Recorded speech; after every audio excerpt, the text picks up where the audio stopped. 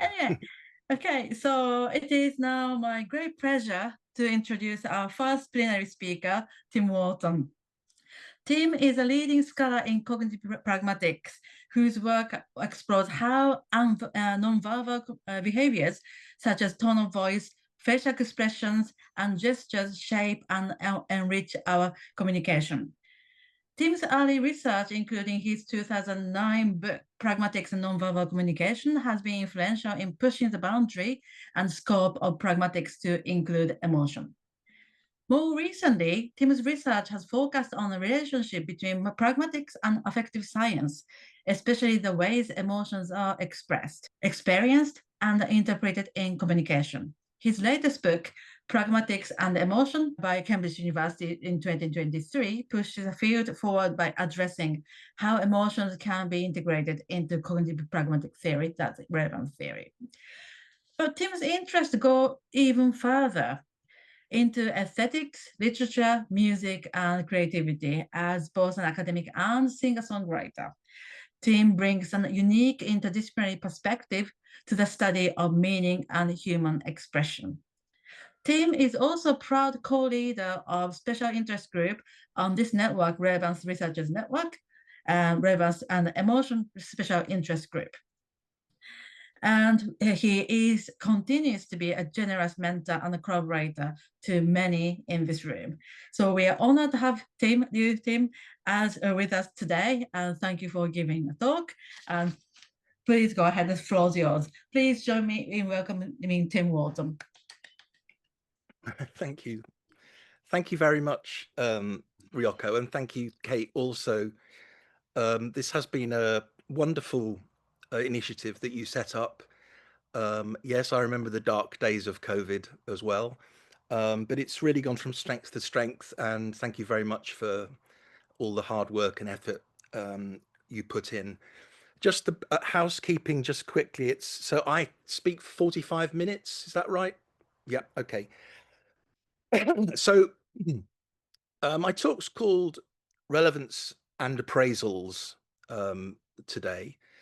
Ryoko mentioned in her very generous introduction that I'm working with effective scientists, most of them based in Geneva at the Swiss Center for Research into Effective Science.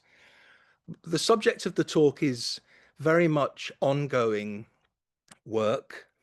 So for that reason, there will be probably many more questions than answers in what I say to you. Another thing to think about, which occurred to me as I was preparing the talk, is that I kind of quite often skip between the role of emotion in communication on the one hand and the way that emotions are actually elicited on the other. So of course, emotions occur to us in all kinds of different scenarios, in communicative scenarios, of course, but also in non-communicative scenarios. So to that, I will point out where I'm moving between those two areas. It's worth commenting on really, because I think most of the work in relevance theory on emotion has been related to emotion and communication. And a lot of the talk today will be dedicated not to communication, but simply to how emotions actually arise in individuals. There is a handout available, which Kate put on the website. One or two of the slides have changed in order, so I apologize for that. But anyway, you'll see where the order is different, and I'll try and point it out when I can. So a brief overview of what I'm going to be talking about today. I'll be talking about pragmatics and emotion, obviously. That's why we're here, really, pragmatics. I will talk a bit about the relationship between affect and emotion, because not everybody is perhaps clear on what affect is and how emotion is related to it. I will give you a brief overview of the different approaches to effective science. And as we'll see, and you will have garnered from the title of this talk, the view of affective science that I'm looking at is very much concerned with appraisals. Appraisal theory is one particular approach to affect and emotion. I'll look at the notion of relevance in relevance theory and the notion of relevance in appraisal theory. It was really this, my discovering that appraisal theory had a notion of relevance built into it quite centrally, that attracted me to perhaps, to work with people in appraisal theory. And over the past few years, myself and colleagues, both from the Swiss Centre for Effective Science and obviously Louis de Saussure, with whom I wrote the Pragmatics and Emotion book. Relevance is very much central to obviously relevance theory, but also appraisal theory. And then finally, there will be some slides on moving forward. These are suggestions, possible directions that we might move in. And I hope you'll agree at least that there is a rich kind of seam to be mined between relevance theory and appraisal theory. And I hope very much that that's something that we can develop in the years to come. So beginning with pragmatics and emotion, the current picture, I think most people will agree, or certainly over the past few years, has been that in relevance theory, we have been concerned with cognition centrally and emotion only peripherally. I think that if you look through the first volume, Relevance, Communication and Cognition, there are interesting mentions of emotion, but the central concern is cognition. And of course, the relationship between emotion and cognition is interesting, and we will want to talk about that. There has been over the past, 10 years, perhaps longer, an increased interest in emotion, in affect. This is reflected in a whole range of different areas. There is, of course, a great deal of work in relevance theory over the past 10 years or so by people like Deirdre and Robin in their co-authored paper on non-propositional effects. Dan Blakemore did a lot of work on emotion. Manuel Padilla Cruz, Agnieszka Piskorska, Francisco Yus, Tom Scott Phillips has worked on emotion. And I've certainly encouraged my PhD students to think about emotion as something certainly worth bringing into the relevance theory picture. I co-authored a paper with Danny Dukes and some colleagues, and the paper was about what the team at Geneva have called affectivism. And I'll just read you this quote, which I think reflects in interesting ways this shift to an interest in emotion as something that is not really separate to cognition, but part of it. If cognitivism is conceived of as an approach in which the inclusion of cognitive processes increases the power to explain not only cognitive phenomena, but also behavior, then affectivism would be the approach in which the inclusion of affective processes in such models not only explains affective phenomena, but critically further enhances the power to explain cognition and behavior. So that paper closes with a question: are we now in the era of affectivism? Perhaps dividing cognitivism from affectivism and having them as separate poles is to reinforce a distinction between emotion and cognition that we don't really want to do. But that quote certainly reflects a shift in interest by people across disciplines, generally in emotion. So turning to pragmatics and communication, and this work here is really related to the co-authored book with Louis. In that book, we identified one or two reasons why we felt that the current picture in relevance theory was one in which cognition was the dominant force and emotion something separate. And we kind of proposed that there are two reasons why this is so. The first of them we called the distinction between description and expression. This is something which is central to pragmatics, and there is a whole literature which I'm sure most of you are very familiar with on expressive meaning.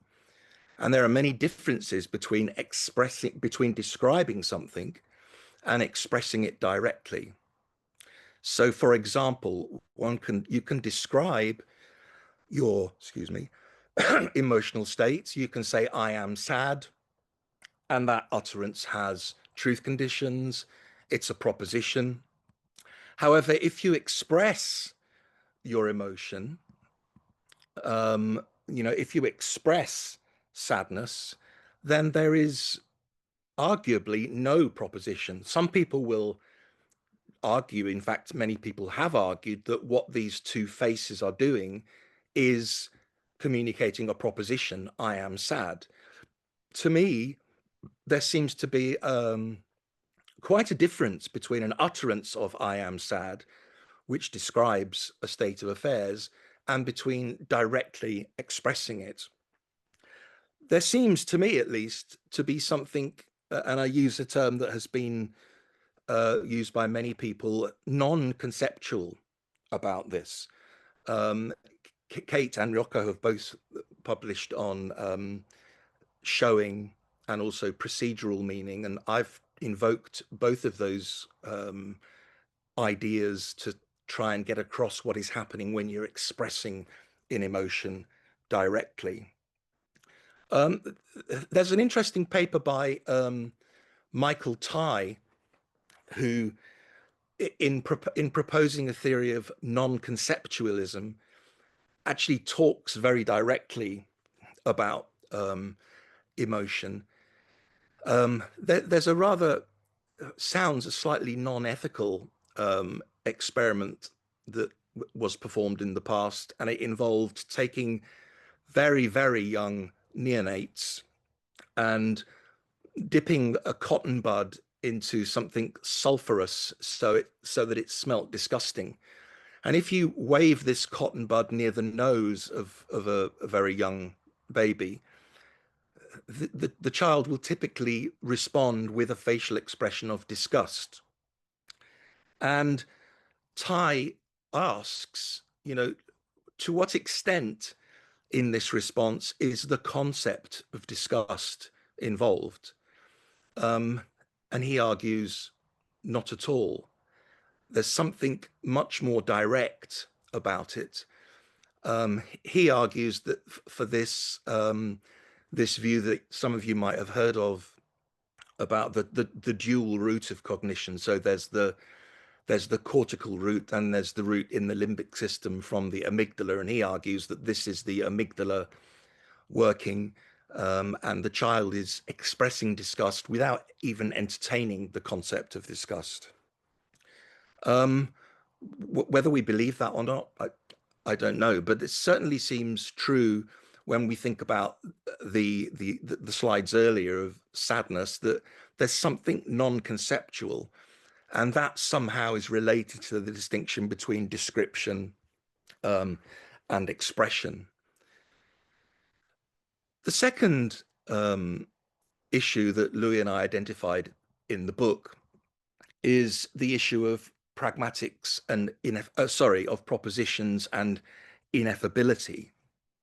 And this whole idea of descriptive ineffability has also been discussed by many people in relevance theory and, of course, in many other disciplines and theoretical approaches.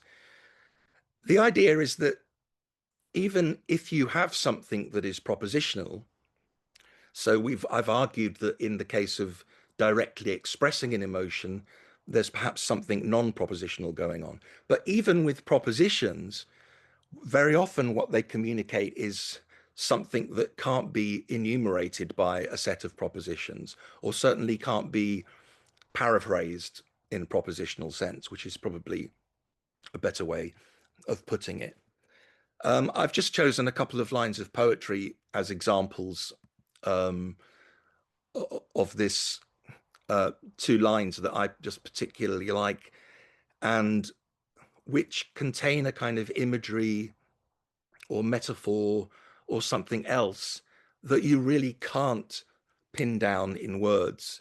So T.S. Eliot's quite famous line, I have measured out my life with coffee spoons, to illustrate the drudgery, the boredom, the persistent nothingness of existing.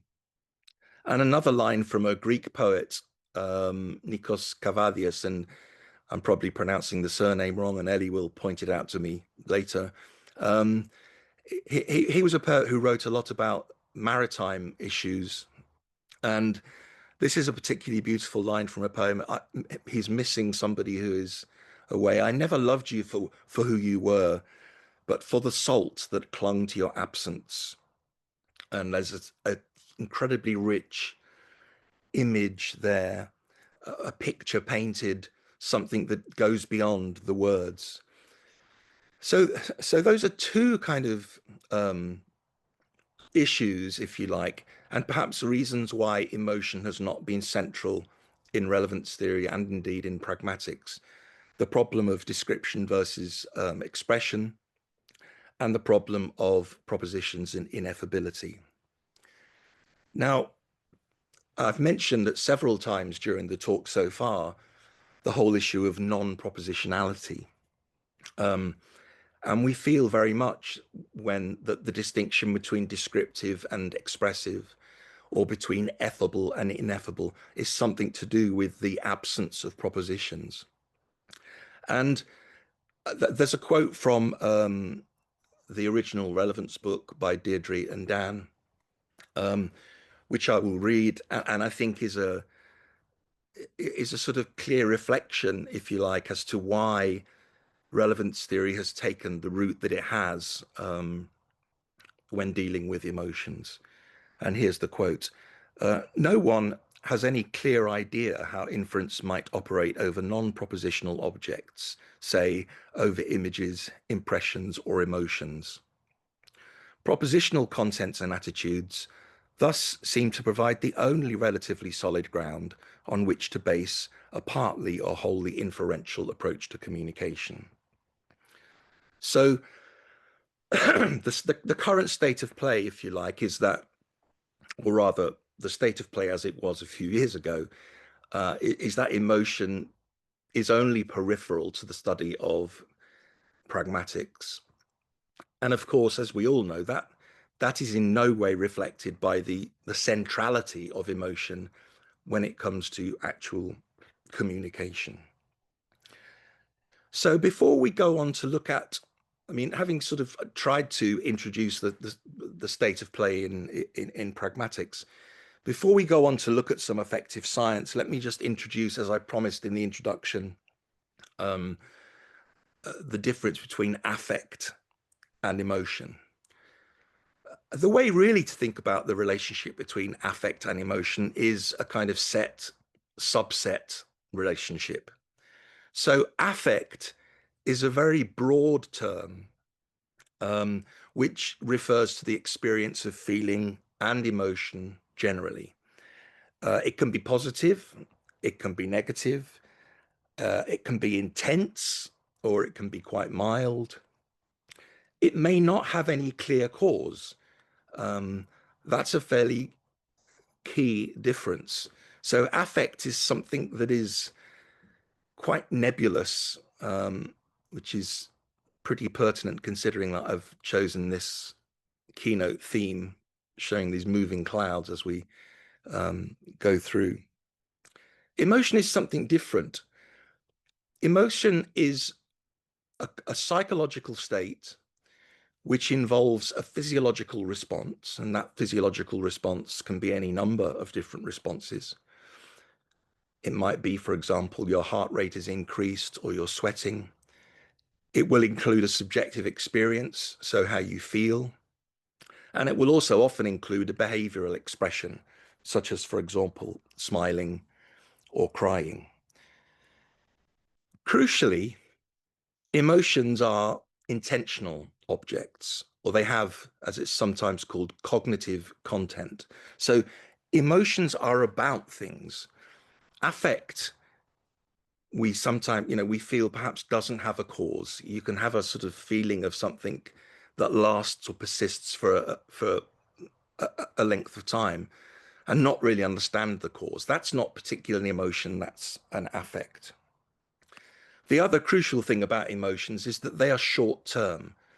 So what separates an emotion from, say, a longer mood is that an emotion is short term, it's acute, rather than being chronic. So having, I hope, explained the differences between affect and emotion, affective science is generally the study of affect. So it seeks to explain, it seeks to describe the whole range of affective experiences. Within them, of course, emotions are very important. So within affective science, there are three kind of movements, if you like. The first one of these, and these are not in any order of precedence, they're just for the sake of exposition.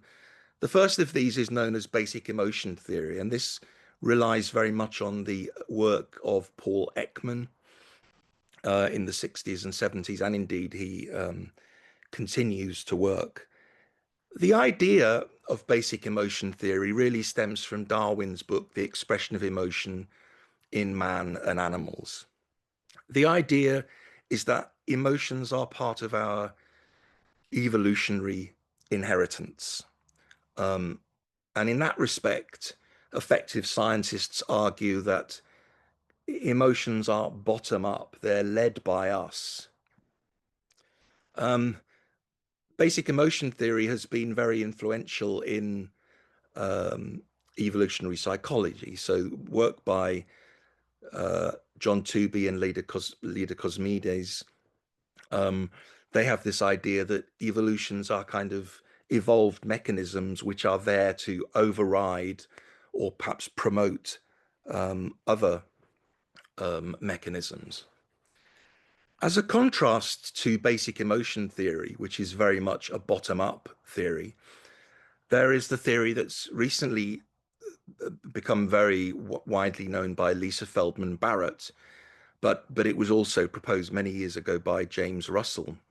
And this is the idea that emotions are not bottom up at all.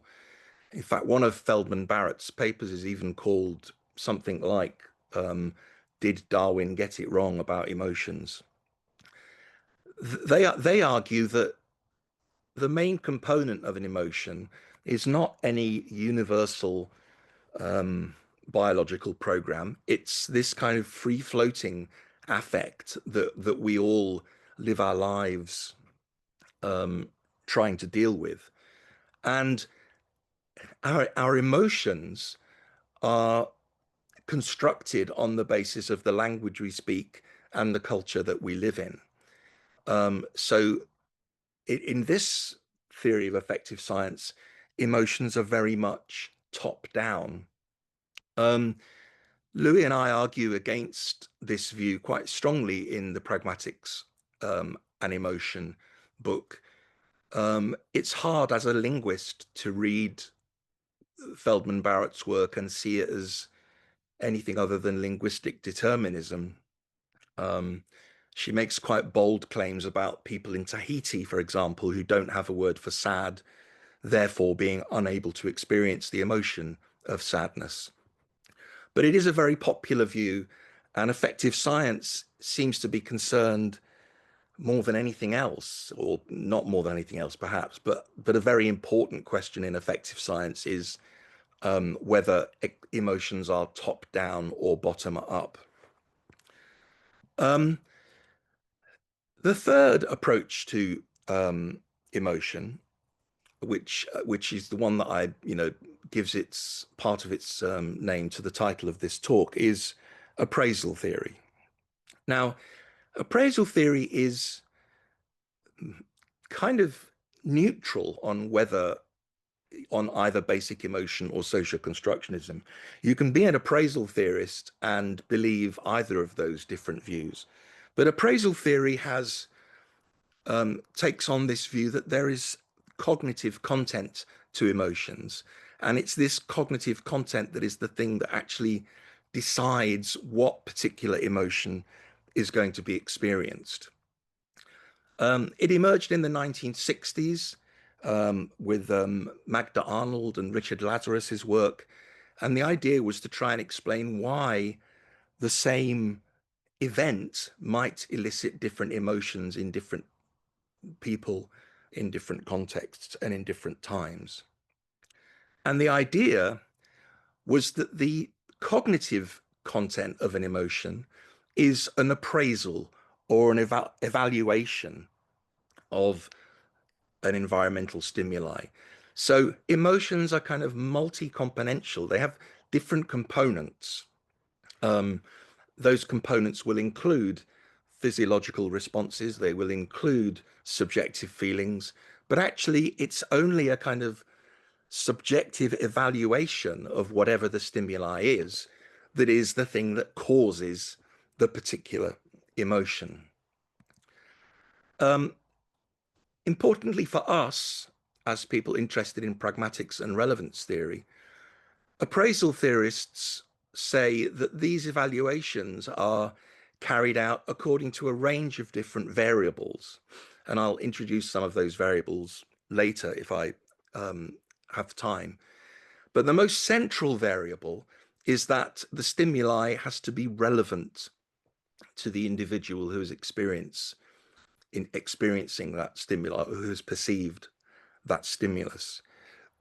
It must be relevant in the sense that it is relevant to their goals or relevant to their concerns.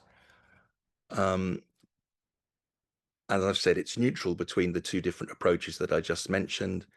And here are a few other names for you if any of you feel impelled to have a look at some appraisal theory. These are the sort of four of the main people working in it. Klaus Scherer was the person who set up the Swiss Center for Affective Science, which is where I've been liaising with colleagues there. So just to go back to emotions just for a second. So emotions are complex things. They're made up of different parts. This particular diagram is based on the work of Georges Rey, who wrote a paper called The Functionalist View of Emotion, which I've used in my own work several times. So the sensations at the bottom, they're the physiological responses. The feelings are the subjective, subconscious feelings. And then there's a cognitive element. I should also point out, actually, and I became aware of this when I first went through the talk yesterday, the ordering of these is in no way related, I don't think, to the top down, bottom up thing. So I'm not, it might be in interesting ways, but I haven't really thought it through yet. This is just a way of representing a kind of appraisal view of emotion, if you like. And this is a very similar diagram, and this comes from work of affective scientists. So the same thing, bodily symptoms are physiological responses. Subjective feelings are those unconscious feelings that we can't quite know what we're feeling, but we do feel them. And then there are various other elements as well. But notice, and crucially, that cognition is central to both of these analyses of emotion. So this picture, which is the one that I introduced the talk with, is really can't be right. Yes, it may be that relevance theory and pragmatics has set emotions to one side, but that's an accident of who knows, the evolution of a particular discipline. Really, the way we want to be thinking about emotion and cognition is like this. the two work together, they influence one another. And of course, this brings to mind the work of David Hume. And any of you who have seen papers of mine will know this is one of the quotes that I like to use a lot. And it's a quote that Deirdre introduced me to. Reason is and ought only to be the slave of the passions. So to a certain extent, Hume was talking about this, the way that reason and passions or cognition and emotion actually work together. I'm just going to have a sip of water, if you'll excuse me just for a second, because I'm a bit dry.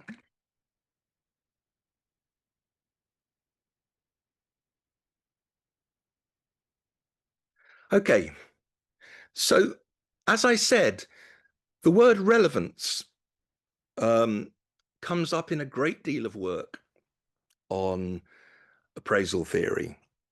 And that was one of the things, really, it was one of the reasons why my colleagues, Danny Jukes and Steve Oswald, set up a workshop in Geneva many years ago now, and we're still working together as a result of it, to really explore the relationship between relevance in appraisal theory and relevance in relevance theory. So here's a couple of, a quote for you from Klaus Scherer. The evaluation of a stimulus or event as relevant to one's goals and needs is the minimal requirement for the elicitation of an emotion. So no relevance, no emotion is effectively what Scherer is saying. But very interestingly, for those of us who work in relevance theory, a peculiar observation, and one that appraisal theorists admit to, is that relevance in affective science is really not defined particularly. It's extremely vague how you go about calculating relevance, other than to say that it has to be relevant to your goals or to your needs, or it has to be in some way congruent to your actions. They don't really say much about how relevance is defined.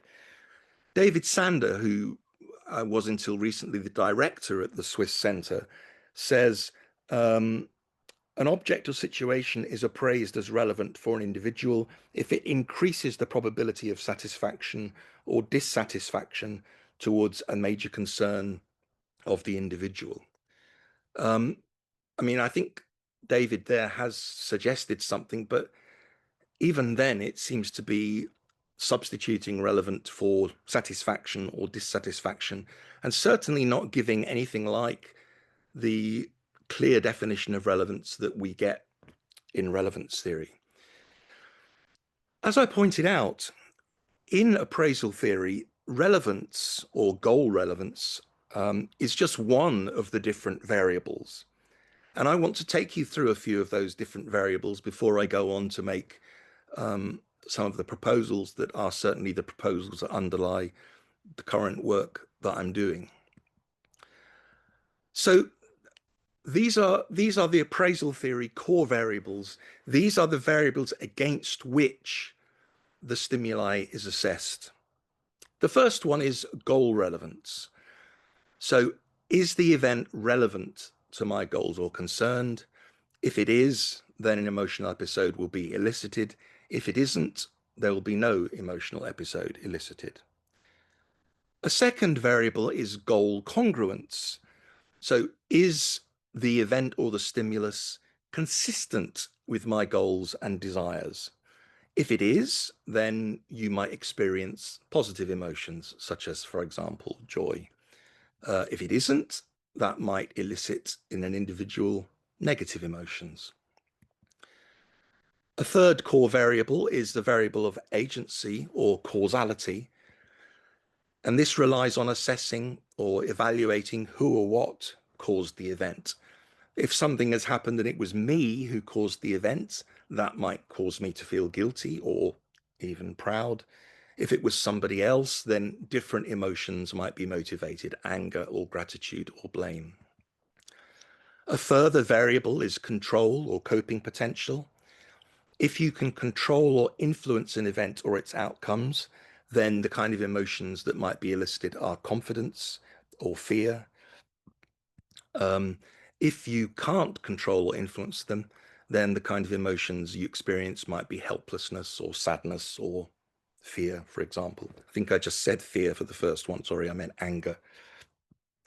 And the final core variable, at least the final one as in terms of what I'm presenting to you, but how many variables there are really depends on who you're reading and what emotion you're talking about, is the predictability or the expectancy of the event. So how predictable or expected is the event that has happened? Well, if it's highly predictable, then you will presumably feel calm or content. If it's not predictable, then that might elicit emotions such as anxiety or surprise. Now, there are a few things to say about the kind of experiments that affective scientists typically use. So in a typical experiment on affective science, a participant will be presented with a whole array of different stimuli, and the experimenter will define them as relevance. And the task for the participant is to identify the relevant stimuli among a set of distractors. And here I should warn you that we're diverting somewhat from the handout, because there are some slides of faces which we're not going to be looking at for a second. But as Dan and Deirdre point out in the new book, the new paper about rethinking ostensive communication, in real life, that isn't what happens. I mean, what you need in real life, it's not that you're searching for the thing that somebody else has chosen as relevant. It's actually you need to find the thing that's relevant and why it's important and relevant to you. There is also, of course, a whole range of different goals, not just one, and you need to somehow prioritize among those. Another section from that paper, and I'll just read this quote because it says it much more clearly than I can. There may well be outside options, that is, the possibility of opting for an altogether different course of action. Moreover, in a cognitive activity is not always task or goal orientated. In humans, it is often guided by interests with no immediate or short-term practical applications. So the competition for working memory processing is not only among items relevant to a single ongoing task, but also simultaneous tasks or among alternative possible tasks or interests. So I'm going to skip through these slides because I'm running a little bit short of time, and also I'm happy to talk about the slides if you want to, but it occurred to me just when I was looking through the talk this morning, they're not directly relevant. So there I go, choosing something on the basis of whether it's relevant or not. So how do we move forward here? What are the ways forward, and how can we think about relevance in relevance theory and relevance in appraisal theory? What is the relationship between relevance and appraisals? Well, the first thing to say is that the most important core variable in appraisal theory is relevance. So that's a fairly crucial link or bridge between two very popular and two theoretical approaches that have the capacity to reach out to other disciplines. So it seems to me that we need to build some kind of bridge between the two notions of relevance.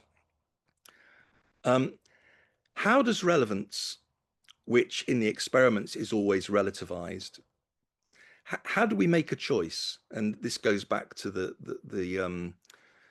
quote that I just read from Deirdre and Dan's most recent paper. How do we decide the context? The slides that I've skipped over of the faces, that's quite an important paper in effective science, because it reveals the importance of context in making a decision or making an appraisal for an emotion. But appraisal theorists also say very little about context. And of course, in relevance theory, there is a very carefully thought out notion of context. Another thing to at least think about is that if you are one of those appraisal theorists who believes in sort of 6 or 7 appraisal variables, how are they considered? Do you use one, and then if it doesn't work, do you choose another? Well, actually, that's what many appraisal theorists do say. They say that there is a kind of iterative, you use one and then you use another and then you use another. That creates a range of different issues, I think, of the kind of issues that are raised when people talk about relevance theory in the wrong way. So where they say, oh, well, you test that for relevance, you test that for relevance, you test that for relevance, that against the spirit of relevance theory. So I want to just go back briefly to this slide, which is the slide from the original volume. I'll just read it again, just in case anybody has forgotten it. No one has any clear idea how inference might operate over non-propositional objects, say over images, impressions, or emotions. Propositional contents and attitudes thus seem to provide the only relatively solid ground on which to base a partly or wholly inferential approach to communication. Well, that's, in many ways, this was the kind of one of the motivations for writing the Pragmatics and Emotion book, this idea that you could only really make it work as a theory of cognition and communication if you based it on propositions. But as we all know, relevance theory has changed quite a lot, well, relevance theory has remained the same in many ways, but new things have been added to it. One of the biggest changes, I think, has probably been the view of inference that people such as Dan and Hugo Mercier have been working with. So the idea in early relevance theory was that inference just was something that operated over conceptual representations. So that ruled out inference operating over things that weren't conceptual. And in fact, in many ways, the proposal in the Pragmatics and Emotion book of a separate set of effects called affective effects was built very much on that. But in the book by Hugo Mercier and Dan Sperber, and in the Beyond Speakers Meaning paper by Dan and Deirdre, they state quite explicitly that non-conceptual states are potential inputs to inferential processes, and these inferential processes will yield warranted conclusions and contribute directly to relevance. So returning to this idea, which I think is central to my work at the moment, is, what's the relationship between relevance in relevance theory and relevance in appraisal theory? Well, with colleagues from Geneva and also Constant Bonnard in 2021, we wrote a paper about relevance in emotion and asked the question, is the fact that the two notions share the same name a mere terminological coincidence, or are there meaningful similarities between them? And in that paper, we argued that there are differences, and we listed those differences in our paper, and we suggested that actually, although there were differences, the core issues were the same.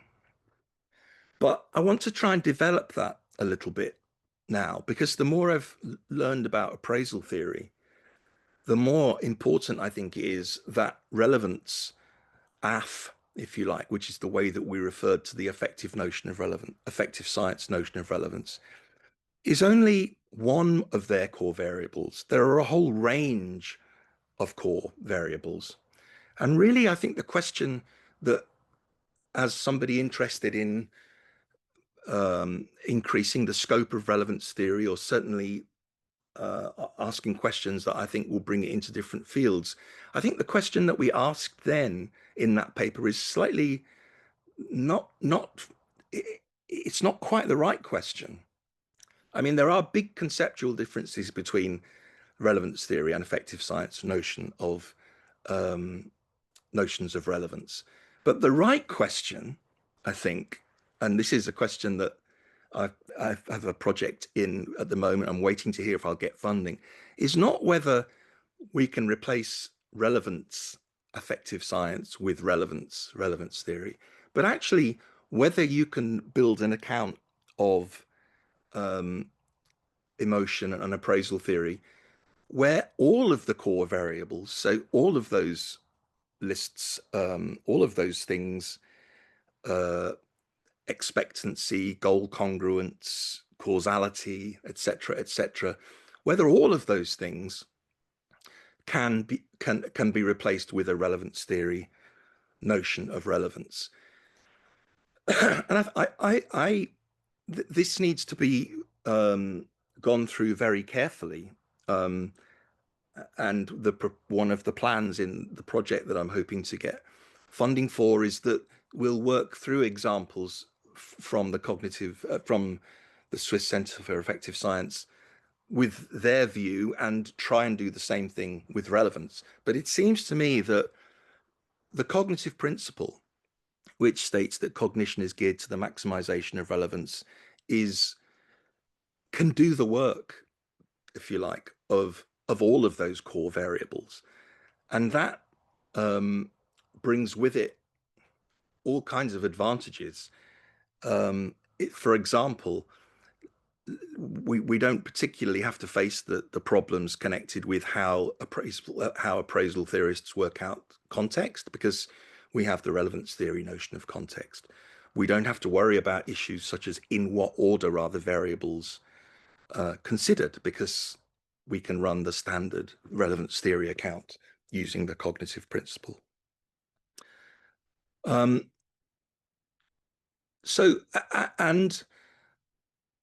I'm just literally winding up any second, just in case Ryoko is timing me, but I think I'm 45 minutes in.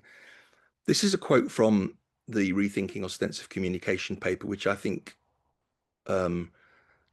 there's a huge amount in this paper, and there's a huge amount in this brief paragraph.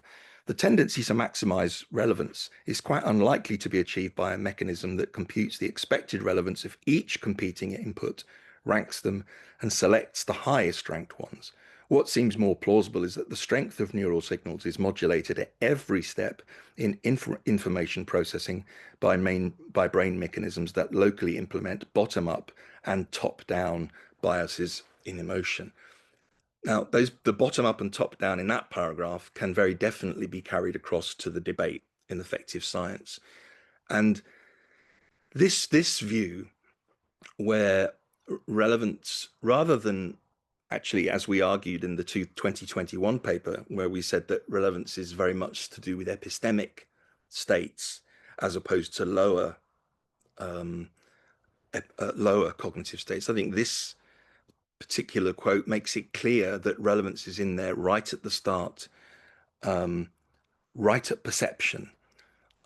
So it suggests very strongly to me that we can use relevance as it's defined in relevance theory and carry it across to do a lot of work in effective science. And that will bring work on the communication of emotions that relevance theory has been doing a lot of in recent years, and also bring relevance into the field of the elicitation of emotional states, which would really, I think, add a great deal to the literature, because we shouldn't forget that relevance theory is not just a theory of communication. It's a theory of cognition, and the bottom line really, or the tag, the take-home message for this talk is that actually emotion is very much part of cognition, and the way we think about cognition in relevance theory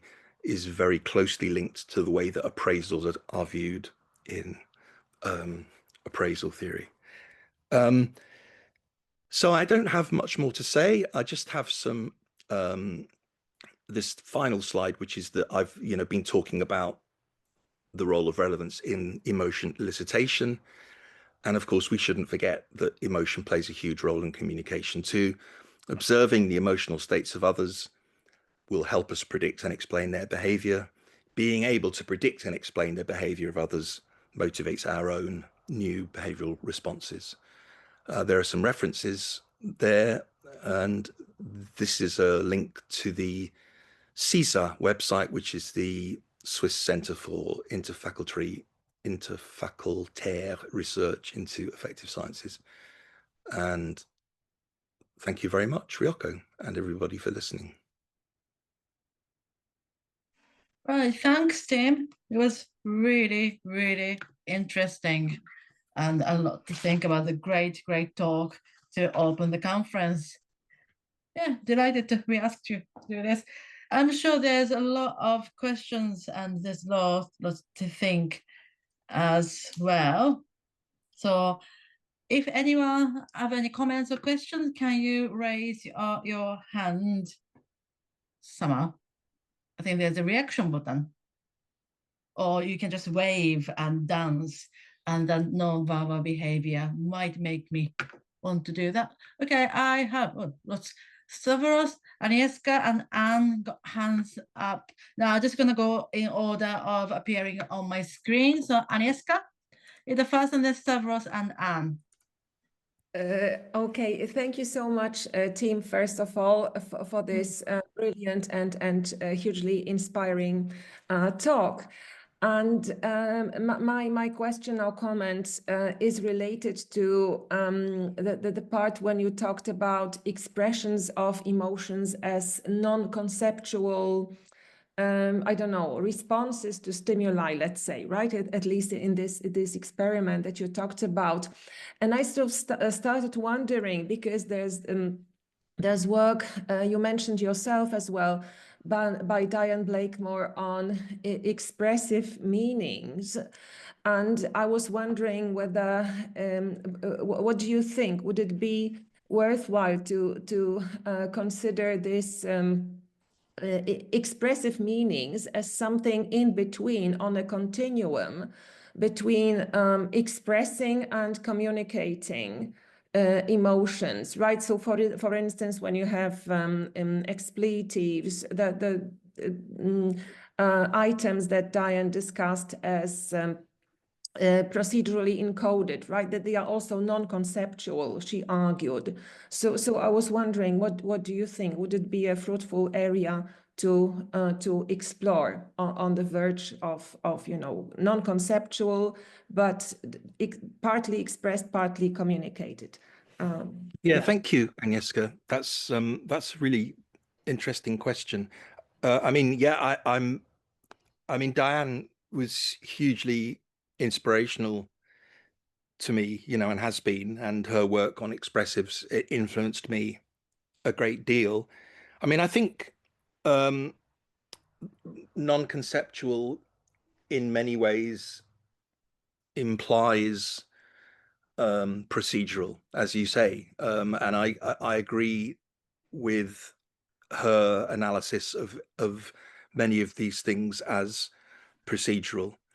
The other point you made about a continuum between expressing and communicating is a really interesting one, because I think the expression of emotion presumably does have some communicative function or communicative value, but something that is always at the back of my mind when thinking about these things is the extent to which many of these expressions of emotion are almost cathartic. So sometimes the expletive, shouting the expletive, is as much to do with just getting something out as it is to do with communicating something. There is that experiment which you probably have heard of, Agnieszka, but other people might, so I'll just mention it briefly, where two different groups of people were invited to immerse one of their fingers in a little tub of dry ice, which is not very good for your body, but it's not going to cause you the same sort of damage as if you put it into, say, boiling oil or something like that. And it's quite painful. And they said to one group, when you do it, you can shout and swear as much as you want. And they said to the other group, you must remain silent. And the group who could shout and swear were able to, bear much more pain in terms of time with their finger in this dry ice than the group who weren't allowed to shout and swear. So the idea of exploring these things on a kind of continuum between simply expressing yourself and communicating, I think, is a really fruitful idea. And Agnieszka's doesn't ever like to admit it, but she's been writing about emotion and relevance for about 15 years. Yeah, I think that's a really fruitful area to think about. And yes, very exciting to hear you talking in those terms and also bringing Diane's work back into the discussion. Thank you. Yeah, thank you very much. Okay, and did I say Stavros next? Sure, thanks. Thank you so much, Tim. This was really inspiring and a great talk as well. I have a question. I'm pretty sure I can suspect what the answer is going to be, but if we are to replace, let's say, or to substitute the appraisal theories relevant with relevance in relevance theory, one of the potential hiccups is that relevance in relevance theory is defined in terms of cognitive effects, right? Of positive cognitive effects, which to a large extent, I mean, well, to an exclusive extent, I think are informational in content. So basically, we're talking about something that's propositional, right? So how can we navigate through this without, reducing emotion or affect or whatever have you to something that was originally conceived of as propositional? Like, do we need to replace cognitive effects with some superordinate notion or what? That's my. I'd be interested to know what you think my answer is going to be. I suspect that you're going to include their affective effects and these are going to be like working in tandem with cognitive effects. Yeah, That's my.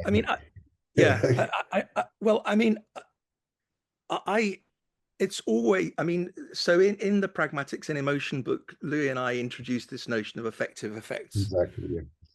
Yeah. It's always been my intention that affective effects are cognitive effects.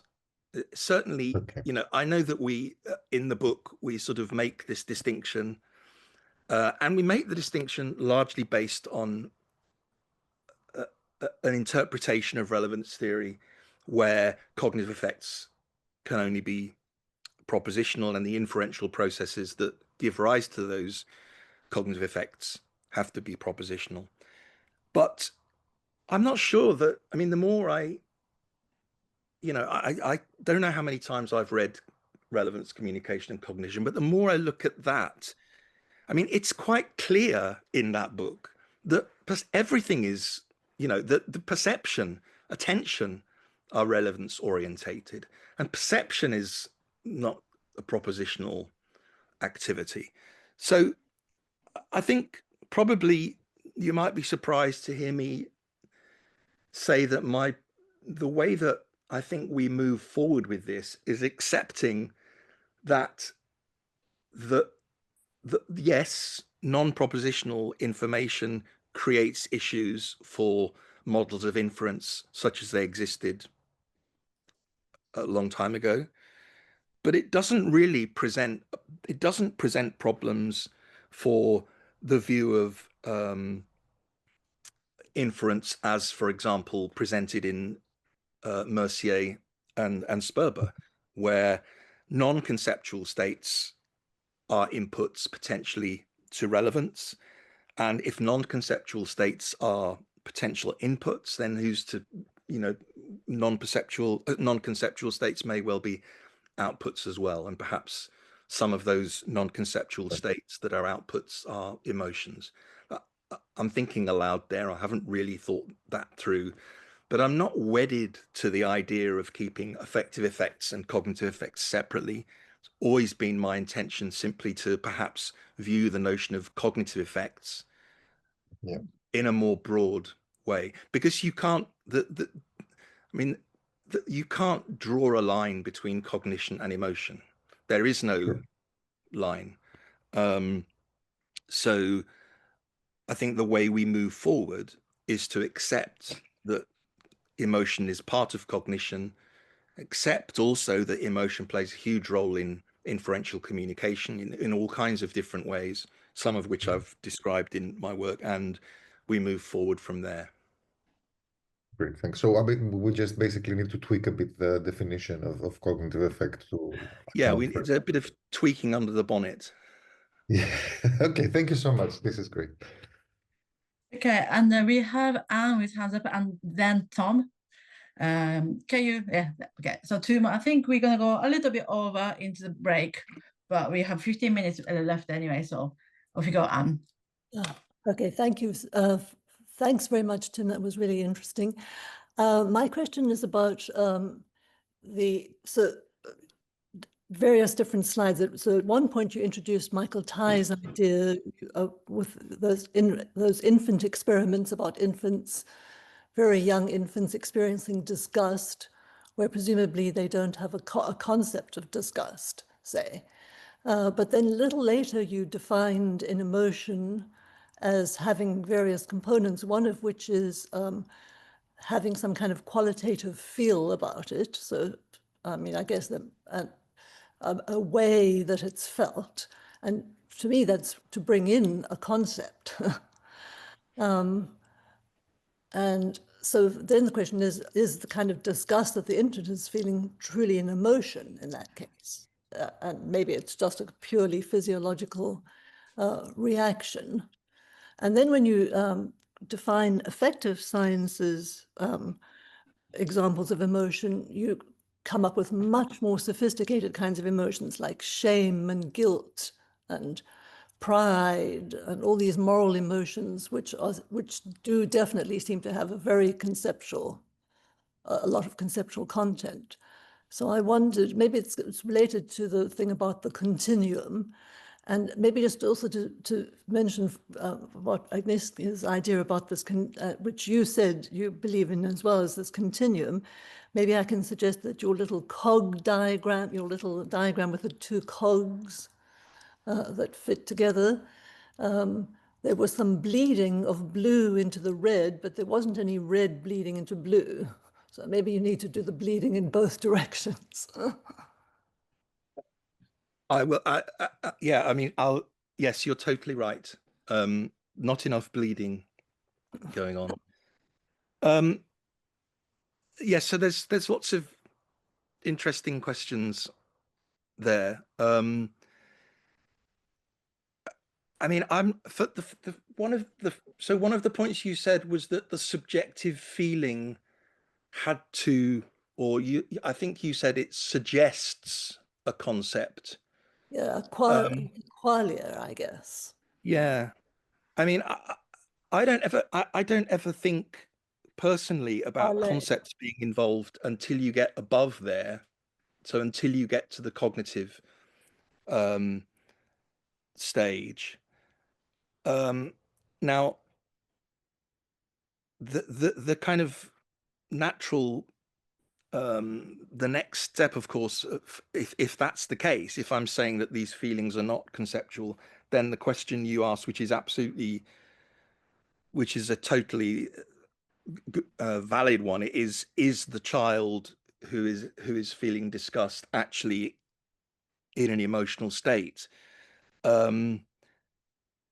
And yes, I don't really have an answer to that, because I think perhaps we do need to make a distinction between kind of those kind of expressive responses and the full emotion. I mean, appraisal theorists actually do that. They separate. They say that you don't have an emotion until you have an appraisal, and according to the work that I've read in affective science, you can have the bodily symptoms and the subjective feelings and indeed the expression without having an appraisal. And if it hasn't got an appraisal, it's not an emotion. So I think the picture that I'm painting is a slightly simplistic one. And you're certainly right that by invoking emotions such as pride and guilt, I create all kinds of problems for myself, because those are very sophisticated moral/ethical emotions. I need to think a bit more about the continuum idea, but so I think all I've done really, Anne, is repeat aspects of your question back to you. But I think the question of whether the child is whether those young neonates are actually experiencing emotion is a very important one. Because if you're arguing, as appraisal theorists do, that you have to have a cognitive appraisal in order for it to be an emotion, then the child isn't experiencing an emotion, it's something else. And presumably, whatever the child is experiencing is placed on a different part of the continuum that Agnieszka was talking about and you've been referring to. Is that right? Right. Yes, I guess.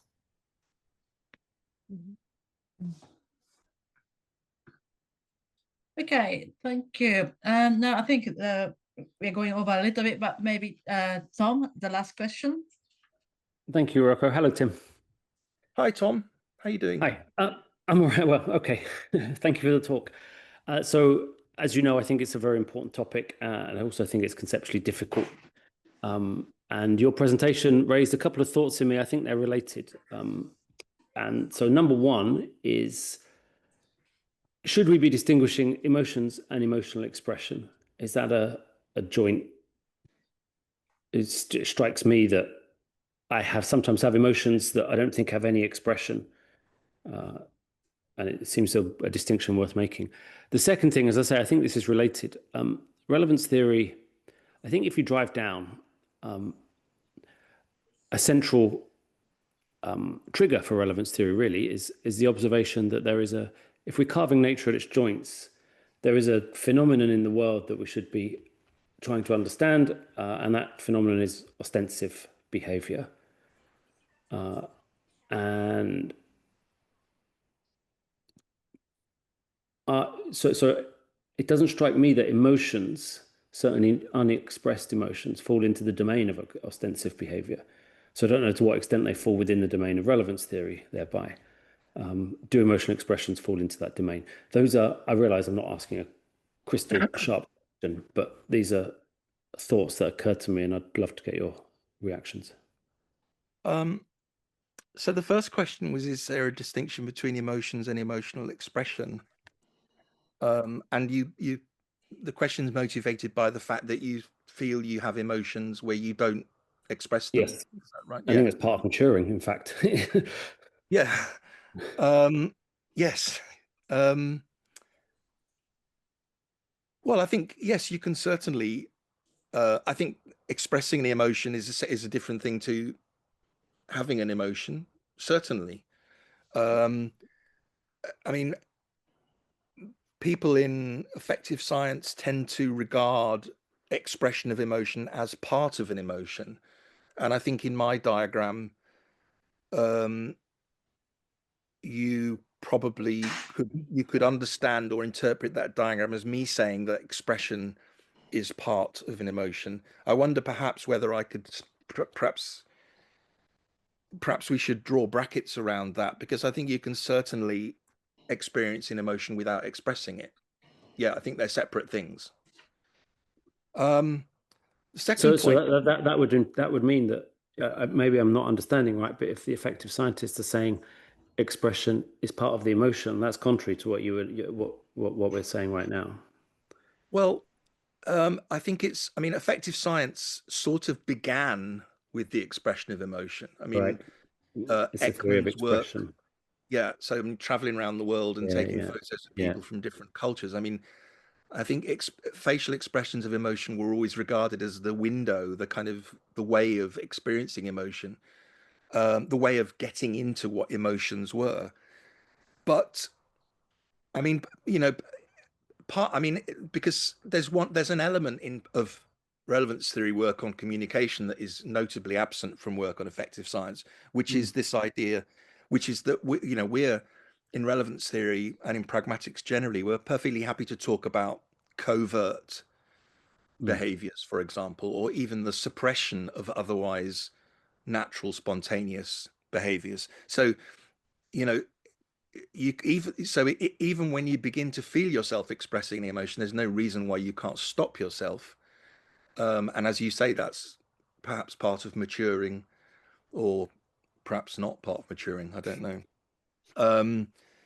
Second point about ostension. Well, ostension is, of course, the domain of relevance theory, but we should. I think sometimes we forget that there's a cognitive principle too. So the example that I remember shocking the people in Geneva with was the idea of being in a room and watching smoke seep under the door, and you become aware that there is a fire.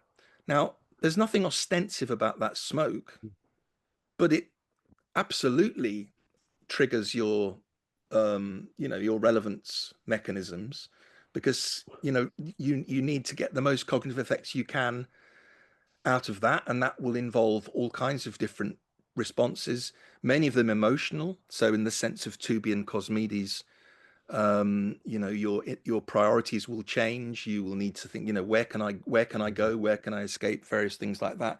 So yes, the domain of relevance theory in terms of communication is ostensive behavior, but as Anne and Agnieszka both mentioned, there are certain things in the world that are not communicative or quasi-communicative, but which can still be relevant. Many of the things that are most relevant are not ostensive.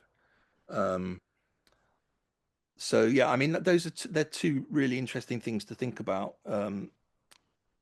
And I think I also need to think a bit more about this idea of a continuum, because I didn't really give Anne the answer her question deserved. But there you go. Thank you.